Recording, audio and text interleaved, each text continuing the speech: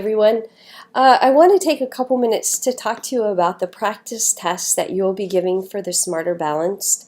There's a couple of changes that we made at the last minute, and so this video is going to walk you through those changes. What we discovered is that when you go to the practice testing site, which is how you get to it from this box over here, that the practice tests are old and they are not grade specific, and so they're really great for teaching the kids how to use the tools, but they aren't really that great as far as preparing them for the actual tests and what kind of questions that they're going to find on the test.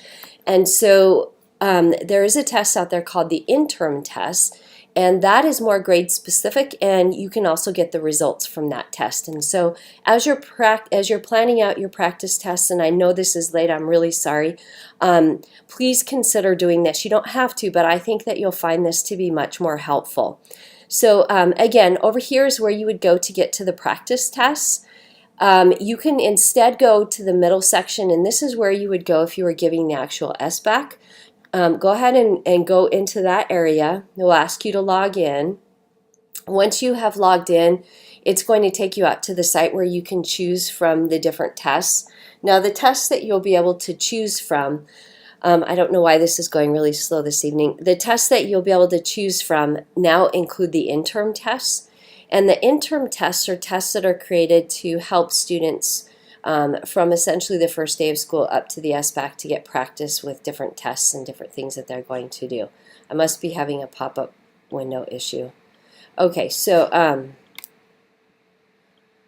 let's see here. Okay. Yeah, my pop-up blocker was, if this happens to you, you should get a little bar in your address. If you click on that, that's going to allow pop-ups for you. Go ahead and do that. Once you have allowed them, you'll have to refresh that page. And once you refresh that page, then it will bring up for you what the page that you need. All right, so here's your test selection. Once you're into your test selection, you're going to notice at the top, these are your interim tests.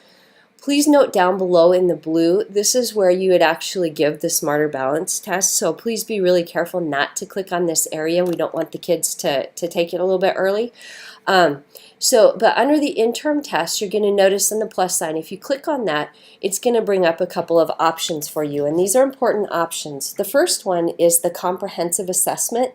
This is a test that is similar to what they're going to find on the SBAC test. The next one down below is the assessment block, and within here you are going to find some mini tests that break down the skills into some smaller assessments.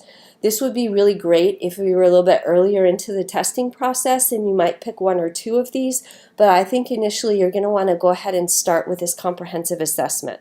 So once you're here, click on the plus sign, and then you can choose which subject that you are. We're going to go ahead and select math, and then just like on the regular test, you will have the non-performance test, which is the CAT, and the performance test. So we'll go ahead and go to the CAT test, and if you click on the plus sign, notice that now breaks it down by grade level. So this is how you get your grade specific tests.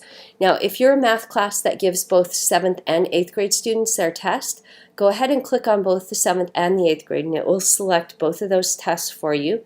Once you've chosen the test that you want to give to your students, go ahead and begin your session, and it will give you a session ID just like it would on the SBAC test or on any of the practice tests. I'm going to go ahead and click on select tests again because I want to show you real quickly. If I go back up here, let's go ahead and back to the interim tests. I'm going to click on it again, and this time I'm going to come down to the assessment block. I want to show you real quick.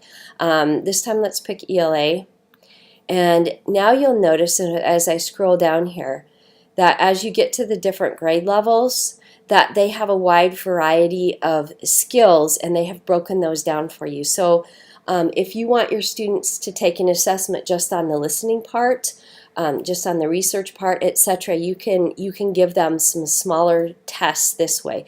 Now these assessments, I think they range anywhere from about 10 to 20 questions, somewhere in there.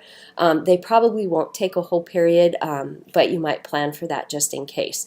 And once you have selected those and the students have finished these tests, you will be able to get results, and so you'll be able to see it's not great results, but you'll have an idea anyway of how your students did. Karen has been working on putting together a way to get those results, so I will forward to you her email that gives instructions for how to do that. Now, if you want me to be here when you're giving this test so I can help you out, I can do so. If you have any questions, please let me know. One last thing, when the students log in now, instead of having them click on the bicycle, which takes them out to the practice test, they are going to want to log in as though they were logging in to the real SBAC test. So on that very first window that opens up, have them sign in there. And they should only have the option of the test that you select from here on their screen. So have them double check and make sure that the test that they're taking says interim on it before they start taking the test. All right, you guys are really awesome. Thanks for being flexible, and we'll talk to you later.